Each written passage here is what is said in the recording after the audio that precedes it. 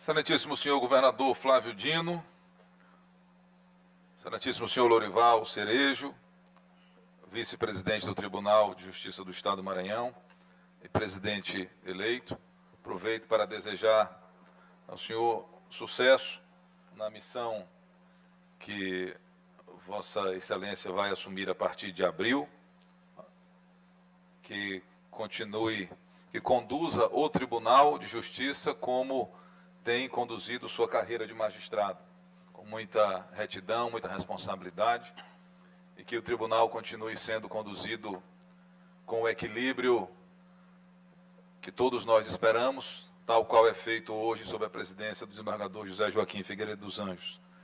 Senhor Edmar Coutrin, conselheiro do Tribunal de Contas, deixado representando o presidente Donato Lago, senhor Luiz Gonzaga Martins Coelho, procurador-geral de Justiça, senhor Alberto Bastos, defensor público-geral do Estado, senhor Tiago Dias, presidente da OAB, secção Maranhão, senhor Raimundo Nonato Silva Chocolate, deixado representando o prefeito Edivaldo, senhoras e senhores aqui presentes, senhores secretários e secretárias de Estado, colegas deputados e deputadas, colegas jornalistas, cumprimento a todos que nos prestigiam hoje na reabertura dos trabalhos da Assembleia Legislativa do Maranhão. Essa, de fato, é uma data que merece sempre ser solenizada, porque a volta dos trabalhos da Assembleia tem este símbolo de o Estado estar funcionando na sua plenitude, assim como a volta do Poder Judiciário, que no final de dezembro entra em recesso e retorna no início de janeiro. O Poder Executivo não tem recesso, portanto, não tem este momento de retorno e, como disse anteriormente, merece ser solenizado, porque é este momento que todos os poderes, assim como os órgãos autônomos, estão funcionando na sua plenitude. A Assembleia não deixa de funcionar no seu recesso, mas ela deixa de ter algo que é, digamos, a essência do Poder Legislativo, que são as suas sessões, não só em razão dos projetos de lei que são aqui apreciados, dos requerimentos, das indicações, mas, sobretudo, senhor governador, em razão do bom debate político que aqui acontece. Umas vezes, debates acalorados, debates que se estendem, às vezes, por horas, às vezes até com uma certa exaltação, num duelo verbal que ocorre nessa tribuna, mas sempre com o objetivo maior de cada um defender as suas teses, e ao descer da tribuna, todos nós conseguimos separar as diferenças político-partidárias, ideológicas, religiosas, para ter o bom convívio democrático, como deve ser. Esta casa, ela é a casa onde prevalece sempre a vontade da maioria. Há vencidos e vencedores em cada votação, mas isso é da democracia, isso é da essência do parlamento. Eu, sempre que tenho a oportunidade de estar acompanhado de vossas senhorias e vossas excelências nesta mesa, assim como os que nos visitam, faço questão de enfatizar a importância disto para o Maranhão e do que isso representa. Nós termos, já ser algo natural no Estado do Maranhão, estarem na mesma mesa o Poder Legislativo, o Poder Executivo, o Poder Judiciário, ou o Ministério Público, o Tribunal de Contas, a Defensoria Pública, assim como a Ordem dos Advogados do Brasil. Isto não quer dizer que nenhuma dessas instituições, nenhum desses poderes esteja abrindo mão de suas prerrogativas e suas obrigações. Cada um cumprindo com o seu papel. A gente, inclusive, discordando, divergindo muitas vezes, mas sempre de forma respeitosa. Cada um respeitando a prerrogativa constitucional do outro. E assim o Maranhão dá um exemplo para o Brasil de como devemos, todos nós, servidores públicos, tal qual estabelece a nossa Constituição, ter uma relação de harmonia, de independência, cada um respeitando o outro, e quem ganha com isso é a sociedade maranhense. Por isso, enfatizo o agradecimento pela presença de todos os senhores e senhoras. E, antes de finalizar estas minhas breves considerações. Senhor governador, este momento que Vossa Excelência entrega o projeto de lei do zoneamento ecológico e econômico é de fato um momento muito esperado. Desde quando fui secretário de Meio Ambiente do Estado do Maranhão, esse tema já era um tema presente e nós já perseguíamos chegar ao momento de aprovar o nosso ZE. Vossa Excelência citou o professor Luiz Jorge, que ali está, com quem tive o prazer de trabalhar na Secretaria de Meio Ambiente, e lá já falávamos da necessidade do ZE.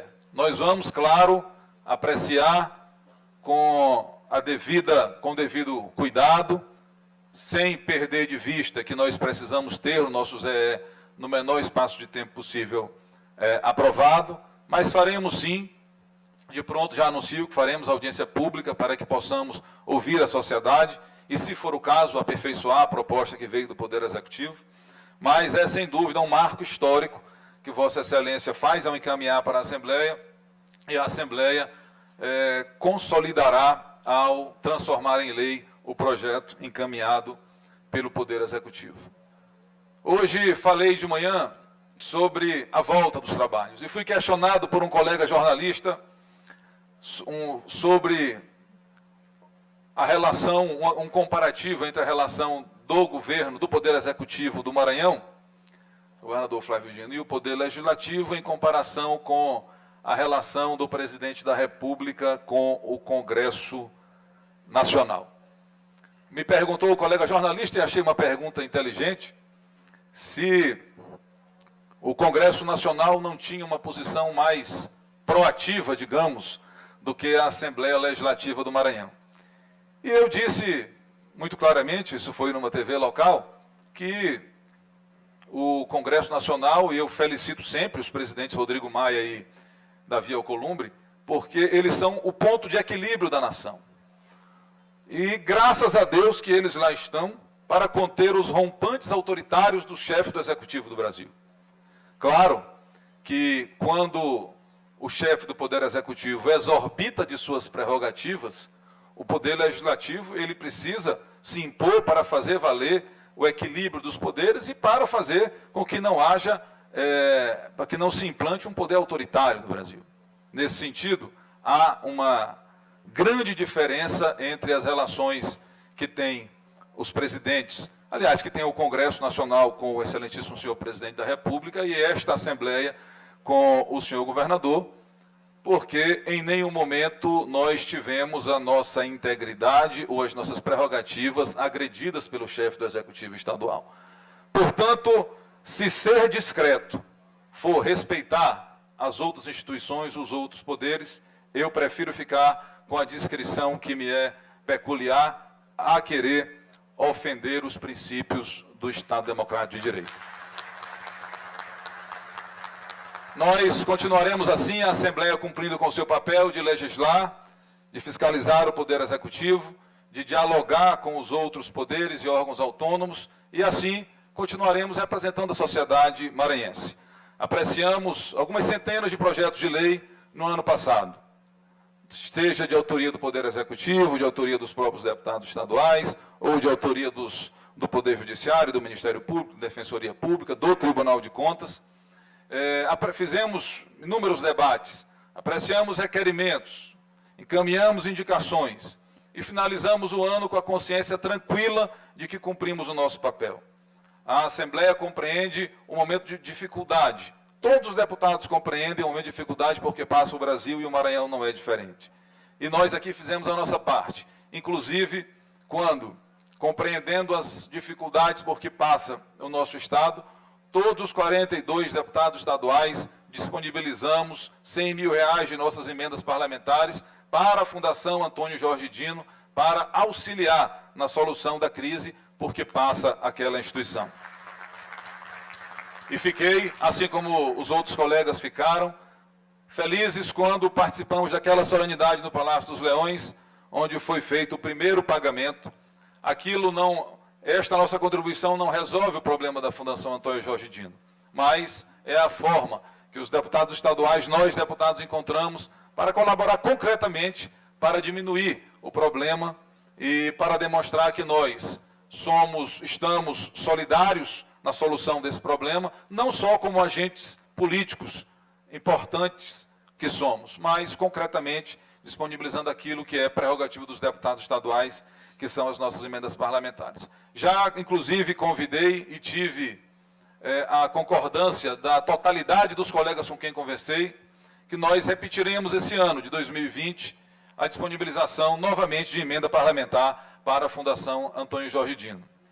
E também nós, a partir de medidas de gestão, nós conseguimos fazer alguma redução de despesas, reduções de despesas, e uma sobra orçamentária que nós tivemos aqui na Assembleia Legislativa. Fiz uma proposta ao governador Flávio Dino, que prontamente concordou. Ao invés deste recurso ficar, presidente Lorival, em uma conta da Assembleia aqui guardada e esperando uma oportunidade para ser utilizada, transformar esse recurso em algo que vai beneficiar diretamente os maranhenses. A Assembleia Legislativa não pode comprar ambulâncias. Aqui está o conselheiro Edmar Coutrin, que bem sabe disso. Pedimos ao Poder Executivo, o governador Flávio Dino concordou e adquirimos, já foi adquirida pelo Poder Executivo, já está em vias de ser entregue 42 ambulâncias que serão distribuídas em 42 municípios do Maranhão, indicada pelos 42 deputados, mesmo sendo independente da sua opção político-partidária. Finalmente, agradeço a presença de todos. Saibam que a Assembleia Legislativa do Maranhão continuará desta forma, com muito equilíbrio, com muita convicção das suas atribuições e da importância que tem este Poder Legislativo para que nós continuemos construindo um Maranhão que contemple todos os maranhenses, que as nossas vastas riquezas sirvam a estes mais de 7 milhões de maranhenses que, historicamente, ficaram alijados de poder utilizar as riquezas do nosso tão belo e querido Estado. Muito obrigado e um bom ano de trabalho para todos nós.